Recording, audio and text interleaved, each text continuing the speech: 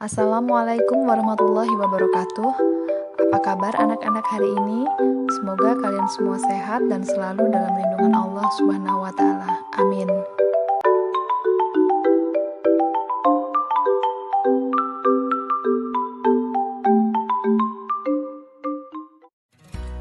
Pada pertemuan kali ini, kita masih akan melanjutkan materi minggu lalu bab 1, Dinamika Perwujudan Pancasila sebagai Dasar Negara dan Pandangan Hidup Bangsa, bagian B, Dinamika Nilai-nilai Pancasila sesuai dengan perkembangan zaman. Pembahasan dinamika nilai-nilai Pancasila sesuai dengan perkembangan zaman dibagi menjadi 3. Yang pertama, hakikat ideologi terbuka. Yang kedua, ideologi dalam suatu negara. Dan yang ketiga, kedudukan Pancasila sebagai ideologi terbuka. Seperti yang sudah kita pelajari minggu lalu, Pancasila merupakan ideologi dan dasar negara Indonesia. Pancasila memiliki nilai-nilai luhur yang dapat menyesuaikan diri dengan perkembangan zaman. Nilai-nilai tersebut terdiri dari nilai ketuhanan yang Maha Esa, nilai kemanusiaan yang adil dan beradab, nilai persatuan Indonesia, nilai kerakyatan yang dipimpin oleh hikmat kebijaksanaan dalam permusyawaratan perwakilan, dan nilai keadilan sosial bagi seluruh rakyat Indonesia. Nilai-nilai tersebut seharusnya dijadikan landasan pokok dan landasan fundamental dalam kehidupan berbangsa dan bernegara. Berikut merupakan dinamika nilai-nilai Pancasila sesuai dengan perkembangan zaman. 1. Hakikat ideologi terbuka.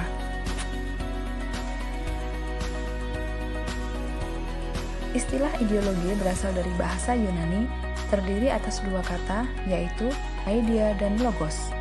Idea berarti ide, konsep, gagasan, cita-cita, sedangkan logos berarti pengetahuan. Ideologi juga diartikan sebagai suatu kumpulan konsep bersistem yang dijadikan sebagai asas, pendapat yang memberikan arah dan tujuan untuk kelangsungan hidup. Berikut adalah pengertian ideologi menurut para ahli.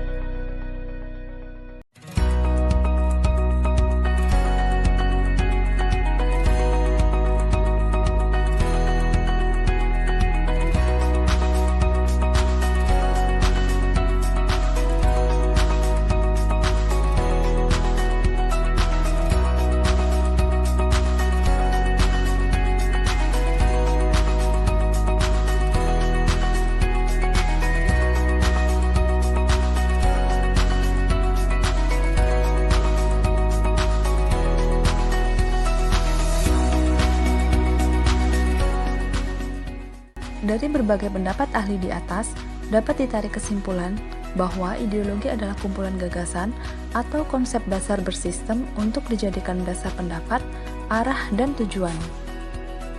Ideologi bersifat terbuka dengan senantiasa mendorong terjadinya perkembangan-perkembangan pemikiran baru tentang ideologi tersebut tanpa harus kehilangan jati dirinya.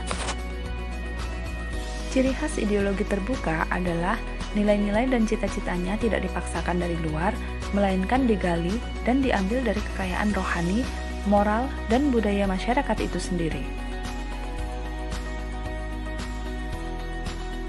Ideologi terbuka mempunyai banyak sekali keunggulan dibandingkan dengan ideologi tertutup. Keunggulan tersebut dapat kita temukan dengan cara membandingkan karakteristik kedua ideologi tersebut. Berikut perbedaan antara ideologi terbuka dengan ideologi tertutup. Perbedaan yang pertama, dalam ideologi terbuka, sistem pemikirannya terbuka, sedangkan dalam ideologi tertutup, sistem pemikirannya tertutup.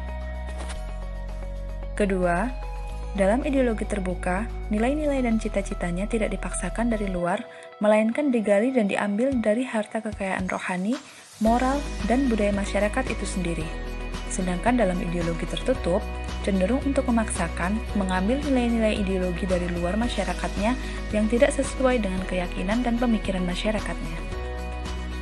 Ketiga, dalam ideologi terbuka, tidak diciptakan oleh negara, melainkan oleh masyarakat itu sendiri sehingga ideologi tersebut adalah milik seluruh rakyat atau anggota masyarakat.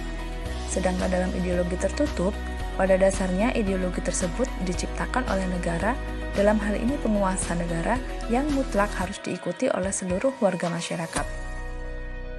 Perbedaan yang keempat, dalam ideologi terbuka, tidak hanya dibenarkan melainkan dibutuhkan oleh seluruh warga masyarakat. Sedangkan dalam ideologi tertutup, pada hakikatnya ideologi tersebut hanya dibutuhkan oleh penguasa negara untuk melanggengkan kekuasaannya dan cenderung memiliki nilai kebenaran hanya dari sudut pandang penguasa saja.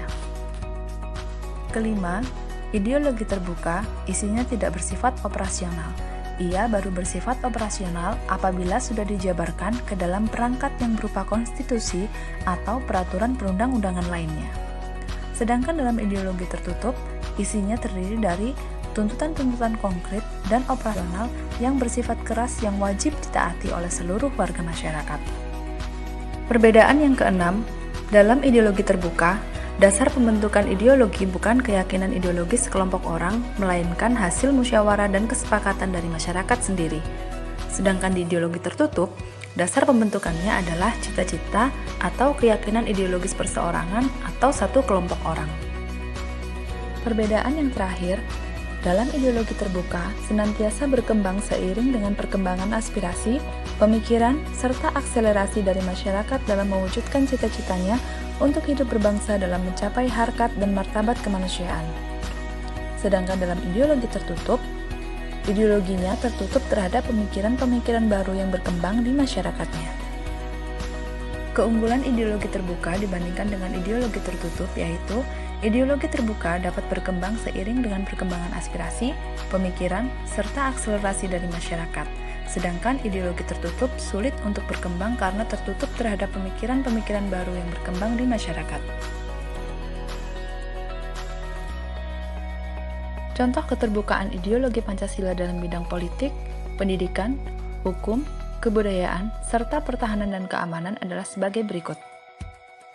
Contoh dalam bidang politik, Pancasila mengandung nilai penting seperti musyawarah dalam menentukan keputusan. Contoh dalam bidang pendidikan, Pancasila mengandung nilai-nilai luhur yang penting untuk membangun kepribadian siswa. Dalam bidang hukum, Pancasila merupakan sumber keadilan negara yang berasaskan kemanusiaan yang adil dan beradab. Dalam bidang kebudayaan, Pancasila menjaga ikatan manusia dengan Tuhannya dengan melalui upacara adat yang terus terjaga secara turun-temurun. Sedangkan dalam bidang pertahanan dan keamanan, Pancasila menjaga keutuhan NKRI dengan asas-asas yang luhur dalam segala bentuk upaya menjaga keamanan. Selanjutnya, pembahasan yang kedua tentang ideologi dalam suatu negara. Ideologi yang berkembang di sebuah negara dapat berbeda-beda tergantung dari masyarakat negara tersebut. Beberapa ideologi yang berkembang pada saat ini antara lain ideologi nasionalisme, liberalisme, kapitalisme, sosialisme, dan komunisme.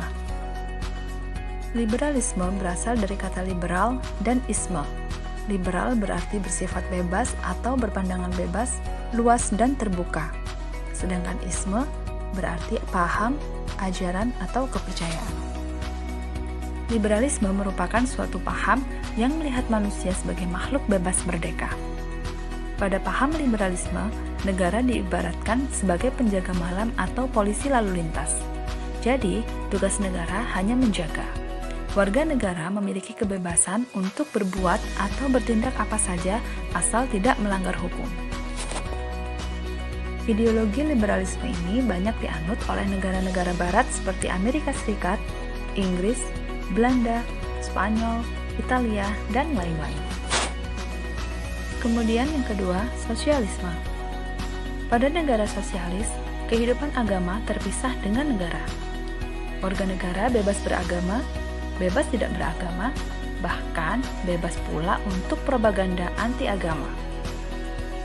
Negara-negara yang menganut paham sosialisme adalah Rusia, Korea Utara, Cina, Vietnam, dan lain-lain. Selanjutnya, pembahasan yang ketiga adalah kedudukan Pancasila sebagai ideologi terbuka. Ideologi dikatakan terbuka apabila pada dirinya memiliki unsur fleksibilitas. Unsur ini mencerminkan adanya kemampuan untuk menyesuaikan diri dengan pertumbuhan dan perkembangan masyarakat, yaitu adanya penerimaan terhadap interpretasi baru yang sesuai dengan tuntutan dan perkembangan zaman. Ideologi Pancasila dapat dikatakan sebagai ideologi terbuka. Ideologi terbuka adalah ideologi yang mampu menyesuaikan diri dengan perkembangan zaman. Nah, begitu pula dengan ideologi Pancasila. Ideologi Pancasila ini mampu menyesuaikan diri dengan perkembangan zaman tanpa mengubah nilai-nilai dasar. Pelaksanaan ideologi Pancasila dapat disesuaikan dengan kebutuhan dan tantangan nyata yang dihadapi masyarakat setiap waktu. Dapat dikatakan bahwa ideologi Pancasila memiliki sifat yang aktual, dinamis, antisipatif, sekaligus mampu menyesuaikan diri dengan perkembangan ilmu pengetahuan dan teknologi, serta dinamika perkembangan aspirasi masyarakat. Keterbukaan ideologi Pancasila mengandung nilai-nilai sebagai berikut. Yang pertama, nilai dasar, yaitu hakikat kelima sila Pancasila yang terdiri atas ketuhanan, kemanusiaan, persatuan, kerakyatan, dan keadilan. Nilai dasar ini bersifat tetap dan terlekat pada kelangsungan hidup negara. Nilai dasar tersebut selanjutnya dijabarkan dalam pasal-pasal Undang-Undang Dasar Negara Republik Indonesia tahun 1945. Yang kedua, nilai instrumental, yaitu penjabaran lebih lanjut dari nilai-nilai dasar ideologi Pancasila. Contoh dari nilai instrumental ini, misalnya program-program pembangunan yang dapat disesuaikan dengan perkembangan zaman dan aspirasi masyarakat, undang-undang, dan departemen-departemen sebagai lembaga pelaksana juga dapat berkembang. Pada aspek ini senantiasa dapat dilakukan perubahan. Yang ketiga, nilai praksis, yaitu realisasi nilai-nilai instrumental dalam suatu pengalaman nyata dalam kehidupan sehari-hari dalam bermasyarakat, berbangsa, dan bernegara. Pancasila sebagai ideologi terbuka secara struktural memiliki 3 dimensi, antara lain: yang pertama, dimensi idealisme. Dimensi ini menekankan bahwa nilai-nilai dasar yang terkandung dalam Pancasila yang bersifat sistematis, rasional, dan menyeluruh itu pada hakikatnya bersumber pada filsafat Pancasila. Kedua, dimensi normatif.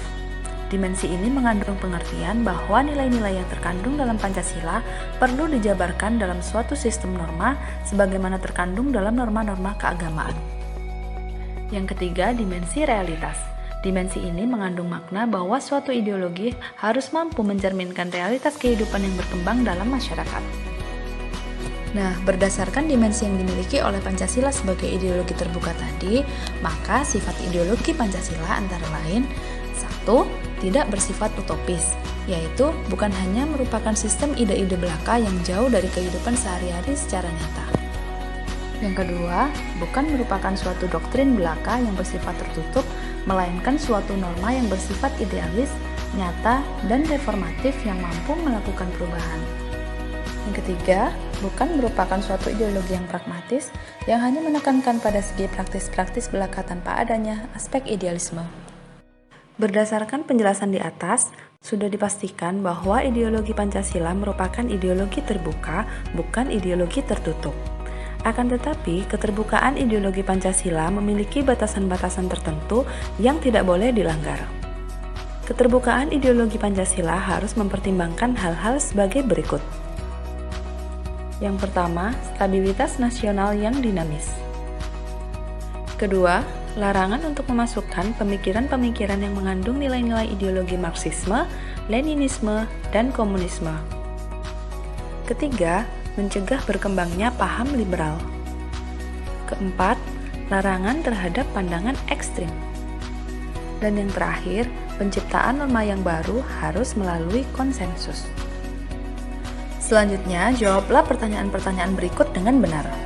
Nomor 1, jelaskan pengertian ideologi secara umum. 2, uraikan mengenai ciri khas dari ideologi terbuka. 3, sebutkan contoh keterbukaan ideologi Pancasila di bidang politik. 4. Apa yang dimaksud dengan nilai dasar? 5. Apa saja yang harus dipertimbangkan dari keterbukaan ideologi Pancasila sebagai ideologi terbuka? Semoga materi ini bisa dipahami dan bermanfaat untuk kalian semua. Wassalamualaikum warahmatullahi wabarakatuh.